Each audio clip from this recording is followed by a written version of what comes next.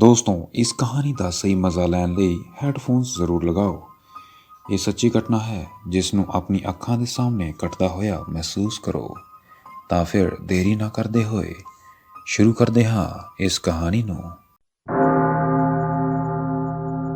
ਮੇਰੇ ਚਾਚਾ ਜੀ ਆਪਣੇ ਸਮੇਂ ਵਿੱਚ ਕਾਫੀ ਲਾਪਰਵਾਹ ਤੇ ਅਵਾਰਾ ਹੁੰਦੇ ਸਨ। ਉਹ ਦਿਨ ਭਰ ਦੋਸਤਾਂ ਨਾਲ ਘੁੰਮਦੇ ਰਹਿੰਦੇ ਸੀ ਅਤੇ ਰਾਤ ਨੂੰ 12-1 ਵਜੇ ਤੋਂ ਪਹਿਲਾਂ ਕਦੇ ਘਰ ਨਹੀਂ ਆਉਂਦੇ ਸੀ। ਪਰਿਵਾਰ ਵਾਲੇ ਉਹਨਾਂ ਤੋਂ ਬਹੁਤ ਪਰੇਸ਼ਾਨ ਰਹਿੰਦੇ ਸਨ, ਪਰ ਉਹਨਾਂ ਨੂੰ ਸਮਝਾਉਣ ਦਾ ਕੋਈ ਅਸਰ ਨਹੀਂ ਹੁੰਦਾ ਸੀ। ਇੱਕ ਰਾਤ ਉਹ ਆਪਣੇ ਦੋਸਤ ਨਾਲ ਨਦੀ ਦੇ ਕੰਢੇ ਤੇ ਸੈਰ ਕਰ ਰਹੇ ਸੀ। ਉੱਥੇ ਇੱਕ ਅਘੋਰੀ ਬਾਬਾ ਰਹਿੰਦਾ ਸੀ। ਚਾਚਾ ਅਤੇ ਉਹਨਾਂ ਦਾ ਦੋਸਤ ਉਸ ਨੂੰ ਛੇੜਨ ਦੇ ਬਹਾਨੇ ਉਸ ਦੇ ਕੋਲ ਬੈਠ ਗਏ। ਪਹਿਲਾਂ ਉਹਨਾਂ ਨਾਲ ਬੈਠ ਕੇ ਸ਼ਰਾਬ ਪੀਤੀ ਅਤੇ ਫਿਰ ਉਹਨਾਂ ਨੂੰ ਇੱਧਰ ਉੱਧਰ ਦੀਆਂ ਗੱਲਾਂ ਕਰਕੇ ਪਰੇਸ਼ਾਨ ਕਰਨ ਲੱਗੇ। ਗੱਲਬਾਤ 'ਚ ਉਭਰਿਆ ਭੂਤਾਂ ਦਾ ਵਿਸ਼ਾ। ਚਾਚੇ ਨੇ ਬਾਬੇ ਨੂੰ ਭੂਤ ਦਿਖਾਉਣ ਲਈ ਕਿਹਾ। ਪਹਿਲਾਂ ਤਾਂ ਬਾਬਾ ਟਾਲ ਮਟੋਲ ਕਰਦਾ ਰਿਹਾ, ਪਰ ਚਾਚਾ ਅੜਾ ਰਿਹਾ। ਫਿਰ ਬਾਬਾ ਮੰਨ ਗਿਆ। ਉਸਨੇ ਉਹਨਾਂ ਦੇ ਆਲੇ ਦੁਆਲੇ ਘੇਰਾ ਬਣਾ ਦਿੱਤਾ ਅਤੇ ਕਿਹਾ, ਆ ਜਾਓ, ਇਸ ਘੇਰੇ ਤੋਂ ਬਾਹਰ ਨਾ ਜਾਣਾ। ਬਾਬਾ ਮੰਤਰ ਉਚਾਰਨ ਕਰਨ ਲੱਗਾ। ਚਾਚਾ ਜੀ ਅਤੇ ਉਹਨਾਂ ਦਾ ਦੋਸਤ ਉਸ ਸਮੇਂ ਮੰਦ-ਮੰਦ ਮੁਸਕਰਾ ਰਹੇ ਸਨ, ਕਿਉਂਕਿ ਉਹਨਾਂ ਨੂੰ ਇਹ ਮਜ਼ਾਕੀਆ ਲੱਗ ਰਿਹਾ ਸੀ। ਅਚਾਨਕ ਛਮ-ਛਮ ਦੀ ਆਵਾਜ਼ ਆਈ ਤੇ ਇੱਕ ਖੂਬਸੂਰਤ ਔਰਤ ਉੱਥੇ ਆ ਕੇ ਨੱਚਣ ਲੱਗੀ। ਇਸ ਤੋਂ ਬਾਅਦ ਅਚਾਨਕ 2 ਹੋਰ ਖੂਬਸੂਰਤ ਔਰਤਾਂ ਉੱਥੇ ਆ ਗਈਆਂ ਅਤੇ ਉਹ ਵੀ ਨੱਚਣ ਲੱਗ ਪਈਆਂ। ਇਹ ਦੇਖ ਕੇ ਚਾਚਾ ਤੇ ਉਹਨਾਂ ਦਾ ਦੋਸਤ ਡਰ ਗਏ, ਕਿਉਂਕਿ ਉਹ ਬੜੇ ਭਿਆਨਕ ਢੰਗ ਨਾਲ ਹੱਸ ਰਹੀਆਂ ਸਨ ਅਤੇ ਉਹਨਾਂ ਦਾ ਨਾਚ ਵੀ ਡਰਾਵਨਾ ਸੀ। ਦੋਨਾਂ ਦਾ ਨਸ਼ਾ 1 ਸਕਿੰਟ ਵਿੱਚ ਗਾਇਬ ਹੋ ਗਿਆ। ਦੋਵੇਂ ਡਰਦੇ ਮਾਰੇ ਉੱਥੋਂ ਭੱਜਣ ਲੱਗੇ। ਉਦੋਂ ਹੀ ਨੱਚਣ ਵਾਲੀਆਂ ਔਰਤਾਂ ਨੇ ਆਪਣਾ ਨਾਚ ਛੱਡ ਕੇ ਉਹਨਾਂ ਨੂੰ ਘੇਰ ਲਿਆ ਅਤੇ ਉਸ ਦੇ ਆਲੇ ਦੁਆਲੇ ਘੁੰਮਣ ਲੱਗੀਆਂ। ਉਹ ਉਹਨਾਂ ਨੂੰ ਡਰਾਉਣੀ ਨਜ਼ਰ ਨਾਲ ਦੇਖ ਰਹੀਆਂ ਸਨ, ਜਿਵੇਂ ਉਹ ਉਸ ਨੂੰ ਇੱਥੇ ਬੁਲਾਉਣ ਤੇ ਗੁੱਸੇ ਹੋ ਗਈਆਂ ਹਨ। ਉਹ ਦੋਵੇਂ ਉੱਥੇ ਹੀ ਬੇਹੋਸ਼ ਹੋ ਗਏ। ਸਵੇਰ ਜਦੋਂ ਉਹਨਾਂ ਨੂੰ ਹੋਸ਼ ਆਈ ਤਾਂ ਉੱਥੇ ਸਿਰਫ ਅਘੋਰੀ ਬਾਬਾ ਸੀ। ਜਦੋਂ ਉਸਨੇ ਔਰਤਾਂ ਬਾਰੇ ਪੁੱਛਿਆ ਤਾਂ ਬਾਬੇ ਨੇ ਦੱਸਿਆ ਕਿ ਉਸਨੇ ਉਹਨਾਂ ਨੂੰ ਭਜਾਤਾ ਸੀ। ਦੋਵੇਂ ਬਾਬੇ ਦੇ ਪੈਰ ਛੂਹ ਕੇ ਅਤੇ ਉਸ ਤੋਂ ਮਾਫੀ ਮੰਗ ਕੇ ਉੱਥੋਂ ਭੱਜ ਗਏ। ਉਸ ਦਿਨ ਤੋਂ ਬਾਅਦ ਚਾਚੇ ਨੇ ਦੇਰ ਰਾਤ ਆਉਣਾ ਬੰਦ ਕਰ ਦਿੱਤਾ ਸੀ। ਫਿਰ ਕਈ ਸਾਲਾਂ ਬਾਅਦ ਮੈਨੂੰ ਆਪਣੇ ਚਾਚਾ ਜੀ ਤੋਂ ਇਸ ਸਭ ਦਾ ਪਤਾ ਚੱਲਾ ਸੀ, ਜਿਸ ਦੀ ਪੁਸ਼ਟੀ ਉਹਨਾਂ ਦੇ ਦੋਸਤ ਨੇ ਵੀ ਕੀਤੀ ਸੀ। ਤੁਸੀਂ ਇਸ ਕਹਾਣੀ ਬਾਰੇ ਕੀ ਸੋਚਦੇ ਹੋ? ਕਮੈਂਟ ਕਰਕੇ ਦੱਸੋ। ਖੈਰ, ਚੱਲਦੇ ਹਾਂ ਅਗਲੀ ਕਹਾਣੀ ਤੇ। ਇਹ ਉਹਨਾਂ ਦਿਨਾਂ ਦੀ ਗੱਲ ਹੈ ਜਦੋਂ ਮੈਂ ਕਾਲਜ ਦਾ ਵਿਦਿਆਰਥੀ ਸੀ। ਆਪਣੇ ਕਾਲਜ ਦੀ ਤਰਫੋਂ ਅਸੀਂ ਸਾਰੇ ਇੱਕ ਕੈਂਪ ਲਈ ਜੰਗਲ ਵਿੱਚ ਗਏ। ਇੱਥੇ ਥੋੜ੍ਹੀ ਠੰਡੀ ਸੀ ਅਤੇ ਰਾਤ ਨੂੰ ਅਸੀਂ ਸਾਰਿਆਂ ਨੇ ਪੂਰੀ ਰਾਤ ਕੈਂਪ ਫਾਇਰ ਦੇ ਆਲੇ ਦੁਆਲੇ ਨੱਚਣ, ਗਾਉਣ ਆਦਿ ਦਾ ਫੈਸਲਾ ਕੀਤਾ। ਮੈਨੂੰ ਅਤੇ ਮੇਰੇ ਸਾਰੇ ਸਾਥੀਆਂ ਨੂੰ ਕੈਂਪ ਫਾਇਰ ਲਈ ਲੱਕੜਾਂ ਇਕੱਠੀਆਂ ਕਰਨ ਦਾ ਕੰਮ ਸੌਂਪਿਆ ਗਿਆ। ਮੈਂ ਸਾਰਿਆਂ ਨਾਲ ਬਾਹਰ ਗਿਆ, ਪਰ ਜੰਗਲ ਦੀ ਕੁਦਰਤੀ ਸੁੰਦਰਤਾ ਵਿੱਚ ਭਟਕਦਾ ਹੋਇਆ ਮੈਂ ਇਕੱਲਾ ਹੀ ਕਿਤੇ ਦੂਰ ਚਲਾ ਗਿਆ। ਅਚਾਨਕ ਆਸਮਾਨ ਬੱਦਲਾਂ ਨਾਲ ਭਰ ਗਿਆ ਅਤੇ ਗਰਜ ਨਾਲ ਮੀਂਹ ਪੈਣ ਲੱਗਾ। ਬੱਦਲਾਂ ਦੀ ਲਗਾਤਾਰ ਗਰਜ ਕਾਰਨ ਮੈਂ ਦਰਖਤ ਹੇਠਾਂ ਖੜਨਾ ਮੁਨਾਸਿਬ ਨਾ ਸਮਝਿਆ ਅਤੇ ਨੇੜੇ ਤੇੜੇ ਦੇ ਕਿਸੇ ਘਰ ਦੀ ਭਾਲ ਵਿੱਚ ਇੱਕ ਦਿਸ਼ਾ ਵੱਲ ਭੱਜਣ ਲੱਗ ਪਿਆ। ਮੈਂ ਦੂਰੀ ਤੇ ਲਾਲ ਇੱਟਾਂ ਨਾਲ ਬਣੀ ਇੱਕ ਸ਼ਾਨਦਾਰ ਇਮਾਰਤ ਦੇਖੀ। ਇਮਾਰਤ ਰੌਸ਼ਨੀ ਵਿੱਚ ਨਹਾਈ ਹੋਈ ਸੀ ਅਤੇ ਇਸ ਵਿੱਚ ਬਹੁਤ ਸਾਰੇ ਲੋਕ ਸਨ। ਇਹ ਦੂਰੋਂ ਦਿਖਾਈ ਦੇ ਰਹੀ ਸੀ। ਮੈਂ ਤੇਜ਼ੀ ਨਾਲ ਭੱਜਿਆ ਅਤੇ ਇਮਾਰਤ ਵਿੱਚ ਦਾਖਲ ਹੋਇਆ ਅਤੇ ਸਾਹਮਣੇ ਤੋਂ ਮੈਂ ਆ ਰਹੀ ਇੱਕ ਸੁੰਦਰ ਨਰਸ ਨਾਲ ਟਕਰਾਉਣ ਤੋਂ ਬਚਿਆ। ਨਰਸ ਨੇ ਮੇਰੇ ਵੱਲ ਦੇਖਿਆ ਅਤੇ ਕਿਹਾ, ਤੁਸੀਂ ਬਹੁਤ ਗਿੱਲੇ ਹੋ ਗਏ ਹੋ, ਤੁਹਾਨੂੰ ਠੰਡ ਲੱਗ ਜਾਵੇਗੀ। ਖੱਬੇ ਪਾਸੇ ਇੱਕ ਸਟੋਰ ਰੂਮ ਹੈ, ਉੱਥੇ ਜਾ ਕੇ ਦੱਸੋ। ਜਿਸ ਨੂੰ ਵੀ ਤੁਸੀਂ ਮਿਲੋ ਉਸ ਨੂੰ ਕਹਿ ਦਿਓ ਕਿ ਸਿਸਟਰ ਜੂਲੀਆ ਨੇ ਮੈਨੂੰ ਸੁੱਕੇ ਅਤੇ ਸਾਫ਼ ਕੱਪੜੇ ਦੇਣ ਲਈ ਕਿਹਾ ਹੈ। ਉਹ ਤੁਹਾਨੂੰ ਕੱਪੜੇ ਦੇ ਦੇਣਗੇ। ਮੈਂ ਤਾਂ ਬਸ ਸਿਸਟਰ ਜੂਲੀਆ ਨੂੰ ਦੇਖਦਾ ਰਿਹਾ। ਮੈਨੂੰ ਤੁਰੰਤ ਸਮਝ ਨਹੀਂ ਆਇਆ ਕਿ ਕੀ ਕਰਾਂ। ਮੇਰੀ ਹਾਲਤ ਦੇਖ ਕੇ ਸਿਸਟਰ ਜੂਲੀਆ ਉੱਚੀ ਉੱਚੀ ਹੱਸ ਪਈ ਅਤੇ ਬੋਲੀ, ਪਹਿਲਾਂ ਤੁਸੀਂ ਆਪਣਾ ਮੂੰਹ ਬੰਦ ਕਰੋ, ਨਹੀਂ ਤਾਂ ਮੱਛਰ ਤੁਹਾਡੇ ਮੂੰਹ ਵਿੱਚ ਵੜ ਜਾਵੇਗਾ, ਅਤੇ ਹੁਣ ਜਾ ਕੇ ਜਿਵੇਂ ਮੈਂ ਕਿਹਾ ਹੈ ਉਸੇ ਤਰ੍ਹਾਂ ਕਰੋ। ਮੈਂ ਹਾਂ ਵਿੱਚ ਹਲਕਾ ਜਿਹਾ ਸਿਰ ਹਿਲਾਇਆ ਅਤੇ ਸਿਸਟਰ ਵੱਲੋਂ ਦੱਸੀ ਦਿਸ਼ਾ ਵਿੱਚ ਜਾਣ ਲਈ ਮੁੜਿਆ। ਮੈਂ ਕੁਝ 10 ਕਦਮ ਹੀ ਤੁਰਿਆ ਹੋਣਾ ਜਦੋਂ ਕਿਸੇ ਨੇ ਮੇਰੇ ਮੋਢੇ ਤੇ ਹੱਥ ਰੱਖਿਆ। ਹੈਰਾਨ ਹੋ ਕੇ ਮੈਂ ਪਿੱਛੇ ਮੁੜਿਆ ਅਤੇ ਫੌਜੀ ਵਰਦੀ ਵਿੱਚ ਇੱਕ ਮੁਸਕਰਾਉਂਦਾ ਨੌਜਵਾਨ ਮੇਰੇ ਸਾਹਮਣੇ ਖੜਾ ਦੇਖਿਆ। ਮੇਰੇ ਚਿਹਰੇ ਤੇ ਹੈਰਾਨੀ ਸੀ, ਜਿਸ ਨੂੰ ਦੇਖ ਕੇ ਉਹ ਨੌਜਵਾਨ ਹੱਸਣ ਲੱਗਾ। ਉਸਨੇ ਧੀਮੀ ਪਰ ਦ੍ਰਿੜ ਆਵਾਜ਼ ਵਿੱਚ ਕਿਹਾ, ਮੈਂ ਕੈਪਟਨ ਵਿਨੋਦ ਹਾਂ। ਇਹ ਸਾਡੇ ਦੇਸ਼ ਦਾ ਫੌਜੀ ਹਸਪਤਾਲ ਹੈ। ਕੈਪਟਨ ਵਿਨੋਦ ਦੀਆਂ ਗੱਲਾਂ ਨੇ ਮੈਨੂੰ ਹੌਸਲਾ ਦਿੱਤਾ। ਮੈਂ ਹੁਣ ਹੌਲੀ-ਹੌਲੀ ਨਾਰਮਲ ਹੋ ਗਿਆ ਅਤੇ ਮੈਂ ਕੈਪਟਨ ਵਿਨੋਦ ਨੂੰ ਦੱਸਿਆ ਕਿ ਸਿਸਟਰ ਜੂਲੀਆ ਨੇ ਕੀ ਕਿਹਾ ਸੀ। ਇਹ ਸੁਣ ਕੇ ਕੈਪਟਨ ਦੇ ਚਿਹਰੇ ਤੇ ਇੱਕ ਰਹੱਸਮਈ ਮੁਸਕਰਾਹਟ ਫੈਲ ਗਈ ਅਤੇ ਉਸਨੇ ਕਿਹਾ, ਤਾਂ ਤੁਸੀਂ ਸਿਸਟਰ ਜੂਲੀਆ ਨੂੰ ਵੀ ਮਿਲ ਗਏ ਹੋ?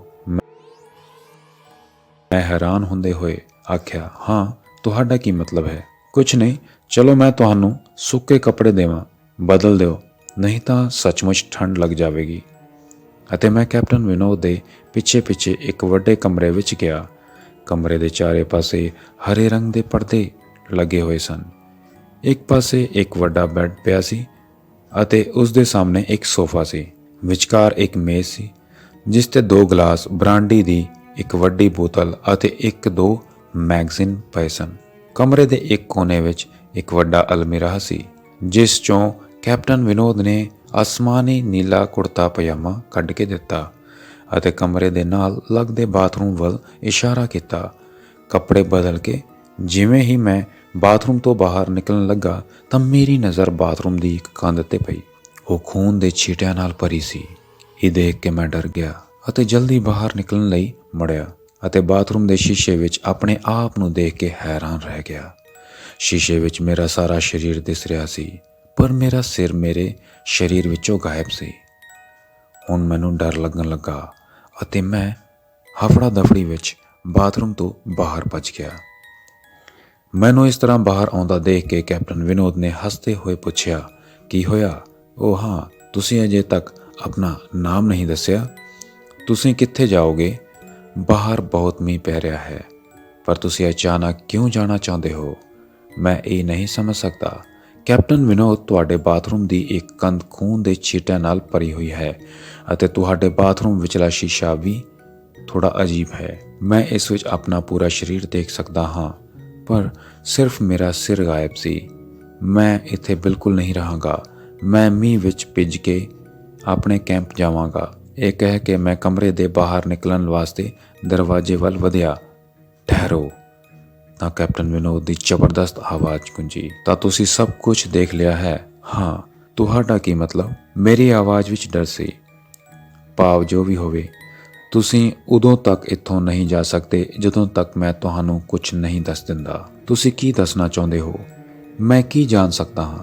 ਕਿਰਪਾ ਕਰਕੇ ਮੈਨੂੰ ਹੁਣ ਜਾਣ ਦਿਓ। ਮੈਂ ਡਰ ਨਾਲ ਰੋਇਆ। ਨਹੀਂ, ਬਿਲਕੁਲ ਨਹੀਂ, ਅਤੇ ਤੁਹਾਨੂੰ ਮੇਰੇ ਤੋਂ ਡਰਨ ਦੀ ਵੀ ਲੋੜ ਨਹੀਂ ਹੈ। ਸਿਪਾਹੀ ਸਾਰਿਆਂ ਦੀ ਸੁਰੱਖਿਆ ਲਈ ਮੌਜੂਦ ਹਨ। ਮੈਂ ਵੀ ਤੇਰੀ ਰੱਖਿਆ ਕਰਦਾ ਪਿਆ ਹਾਂ। ਕੈਪਟਨ ਵਿਨੋਦ ਦੀ ਆਵਾਜ਼ ਵਿੱਚ ਕੋਮਲਤਾ ਸੀ। ਆਓ ਮੇਰੇ ਨਾਲ ਇਸ ਸੋਫੇ ਤੇ ਬੈਠੋ। ਮੈਂ ਤੁਹਾਨੂੰ ਇੱਕ ਕਹਾਣੀ ਸੁਣਾਉਂਦਾ ਹਾਂ। ਜਿਵੇਂ ਹੀ ਕਹਾਣੀ ਖਤਮ ਹੋਵੇਗੀ, ਮੈਂ ਤੁਹਾਨੂੰ ਜੀਪ ਰਾਹੀਂ ਤੁਹਾਡੇ ਕੈਂਪ ਵਿੱਚ ਛੱਡ ਦਿਆਂਗਾ। ਵੈਸੇ ਵੀ ਤੁਸੀਂ ਆਪਣੇ ਸਾਥੀਆਂ ਤੋਂ ਬਹੁਤ ਅੱਗੇ ਆ ਗਏ ਹੋ। ਤੁਸੀਂ ਹੁਣ ਪੈਦਲ ਚੱਲ ਕੇ ਉੱਤੇ ਨਹੀਂ ਪਹੁੰਚ ਸਕਦੇ ਹੋ।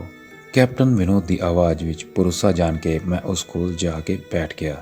ਕੈਪਟਨ ਵਿਨੋਦ ਨੇ ਕਹਿਣਾ ਸ਼ੁਰੂ ਕੀਤਾ, ਦੁਸ਼ਮਣਾਂ ਨੇ ਧੋਖੇ ਨਾਲ ਸਾਡੇ ਹਸਪਤਾਲ ਨੂੰ ਨਿਸ਼ਾਨਾ ਬਣਾਇਆ। ਦੁਸ਼ਮਣ ਦੇਸ਼ ਦੇ 2 ਸਿਪਾਹੀ ਸਾਡੇ ਫੌਜੀਆਂ ਦੇ ਭੇਸ ਵਿੱਚ ਸਾਡੇ ਇੱਕ ਜ਼ਖਮੀ ਸਿਪਾਹੀ ਨੂੰ ਲੈ ਕੇ ਆਏ।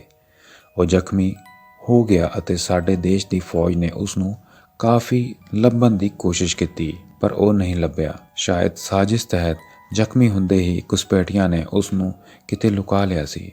ਅਚਾਨਕ ਹੀ ਹਰ ਕੋਈ ਆਪਣੇ ਗੁਆਚੇ ਹੋਏ ਸਿਪਾਹੀ ਨੂੰ ਆਪਣੇ ਹਸਪਤਾਲ ਵਿੱਚ ਵੇਖ ਕੇ ਖੁਸ਼ ਹੋ ਗਿਆ ਅਤੇ ਬਿਨਾਂ ਕੋਈ ਜਾਂਚ ਪੜਤਾਲ ਕੀਤੇ ਜ਼ਖਮੀਆਂ ਨੂੰ ਲੈ ਕੇ ਆਏ ਘੁਸਪੈਠੀਆਂ ਨੂੰ ਗੈਸਟ ਰੂਮ ਵਿੱਚ ਰਹਿਣ ਦਿੱਤਾ। ਹਸਪਤਾਲ 'ਚ ਅਜੇ ਉਸ ਸਿਪਾਹੀ ਦਾ ਇਲਾਜ ਚੱਲ ਰਿਹਾ ਸੀ ਕਿ ਜ਼ਬਰਦਸਤ ਧਮਾਕਾ ਹੋ ਗਿਆ ਅਤੇ ਪਲਾਂ 'ਚ ਪੂਰਾ ਹਸਪਤਾਲ ਖੰਡਰ 'ਚ ਬਦਲ ਗਿਆ। ਪਰ ਹਸਪਤਾਲ ਬਿਲਕੁਲ ਠੀਕ ਹੈ। ਮੇਰੇ ਸ਼ਬਦਾਂ ਨੂੰ ਨਜ਼ਰਅੰਦਾਜ਼ ਕਰਦੇ ਹੋਏ ਕੈਪਟਨ ਵਿਨੋਦ ਨੇ ਆਪਣੀ ਗੱਲ ਜਾਰੀ ਰੱਖੀ। ਉਸ ਧਮਾਕੇ ਵਿੱਚ ਕੋਈ ਨਹੀਂ ਬਚਿਆ।